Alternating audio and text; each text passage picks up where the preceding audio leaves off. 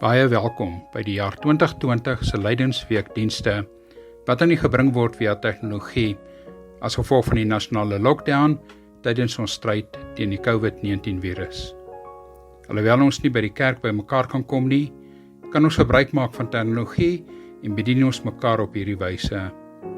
Elke boodskap sal gebring word deur 'n ander prediker met 'n sentrale tema voetspore. Ons bid dat u geseënd en gestig sal wees deur hierdie boodskap.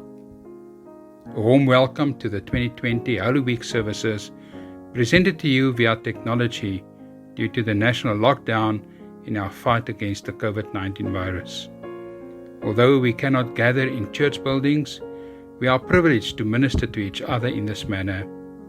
Every sermon will be brought by a different preacher with a central theme, footsteps. We pray that you will be blessed and uplifted by this message. Good afternoon, brothers and sisters.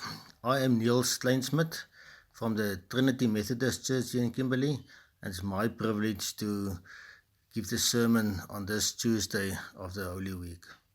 And the theme for today is footprints of betrayal. And we all know what it is all about. It's about Judas who went into the Garden of Gethsemane and kissed Jesus to betray him so that he can get some money from the priests. But his biggest mistake was not that he kissed Jesus. The biggest mistake that of Judas we read of in Mark 14. Judas Iscariot was one of the 12 disciples. He went to the chief priests and offered to help them arrest Jesus.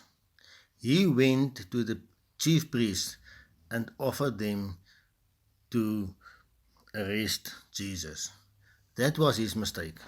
That he chose in his head, in his heart, that he chose to betray Jesus. And brothers and sisters, and we know how his life ends because of this. But to choose against Jesus, and it can happen so easily with so many of us in these days. Daar's so baie dinge wat hierdie wêreld vir ons aanbied, dat dit so maklik is om Jesus te verraai. Ons dink soms dat dit is dat as ons aangaan met ons lewens en dat ons elke Sondag in die kerk is en ons al die regte dinge doen, dat ons naby Jesus is. Maar dit is nie so nie, en eintlik weet ons dit. Dis juis wanneer ons op ons eie is, wanneer ons alleen is, hoe ons geoordeel gaan word. Wanneer ons alleen is, hoe lyk ons lewe dan? Dis die groot vraag. En liewe broers en susters, ons kan baie dinge doen in die lewe om mense te beïndruk. Ons kan baie dinge doen. Judas het die priesterhoofde beïndruk deur sy diens aan te bied. Maar hy het Jesus verraai. Judas can do a lot of things. And he was with Jesus for 3 years.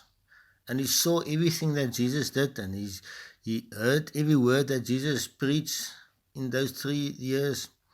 And he was one of the leaders because he was entrusted with the money of the 12 disciples. But he still chose to betray Jesus. And that's why I also want to read to you in 1 Samuel 16, verse 7. When Samuel had to choose a new leader for Israel. And we know what it is all about. When David was not there with the other sons of Jesse, and Samuel said, but the Lord told Samuel, Samuel, don't think Eliab is the one just because he is tall and handsome. He isn't the one I have chosen. People judge others by what they look like, but I judge people by what is in their hearts. I, that is God, judge people by what is in their hearts. And that we must remember. We can do a lot of things and we can try to live a good life. But Jesus of God will judge us by what is in our hearts. Judas was saam met die disippels vir 3 jaar lank. Mense het na hom gekyk, opgekyk na hom en hy het wonderlike dinge gedoen. Maar sy hart was op die verkeerde plek. Sy hart was op die verkeerde plek. Net 'n klein rukkie voor hierdie gebeure, in hierdie laaste week, in hierdie Holy Week, before Jesus was crucified, Jesus told his disciples, the most important thing in this life is that you must love God with your whole heart and with everything in you, mind, soul, strength. You must love God.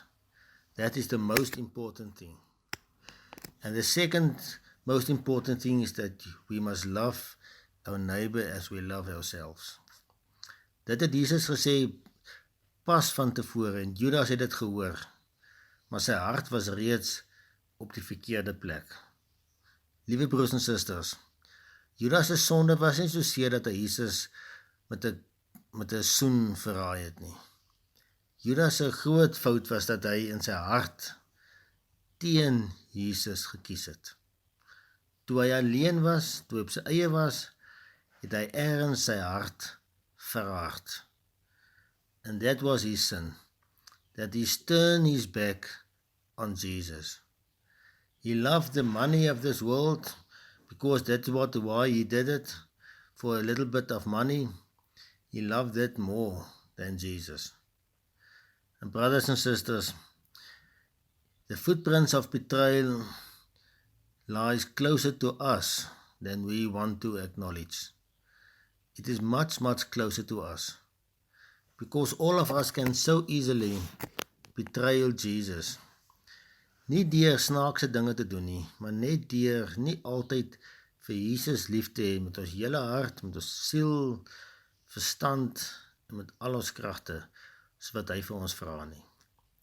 Broers en susters, in hierdie wêreld van vandag en in die toekoms gaan dit nog meer van ons gevra word, dat ons sal moet kies tussen Jesus en die wêreld. Judas het 'n keuse gemaak in Markus 14. Judas made his choice in Mark 14. What about you and me? And what about this week? What about this time that we live in, this time of lockdown? It's so easy to say to people that we are Christians, but where are our hearts? Where are our minds in these days? We can get so caught up with this coronavirus and all the worries and all the things that they predict for the future, that it so easily can happen that we lose Jesus. Not because anything else, but because we choose to listen to this world rather than to God. And we know that God has our lives in His hand. He's in control. Hy regeer. Hierdie Jesus regeer steeds die wêreld. En niks is vir hom onmoontlik nie. And nothing can happen to you today or tomorrow or the day after tomorrow that Jesus doesn't know everything all about. Don't let the Judas in us kry die oorwinning. Moenie dat die Judas binne in ons die oorwinning behaal nie. God is with us. Let us love Him with our whole heart, mind, soul and strength. And let us walk the walk. And let us stay with Jesus. Because in the end, we know that we will receive the crown of victory. He did already oorwin hierdie wêreld. Jesus het dit klaar oorwin. Jesus is die eerste en die laaste, die begin en die einde. And He said, everyone will receive the crown with me.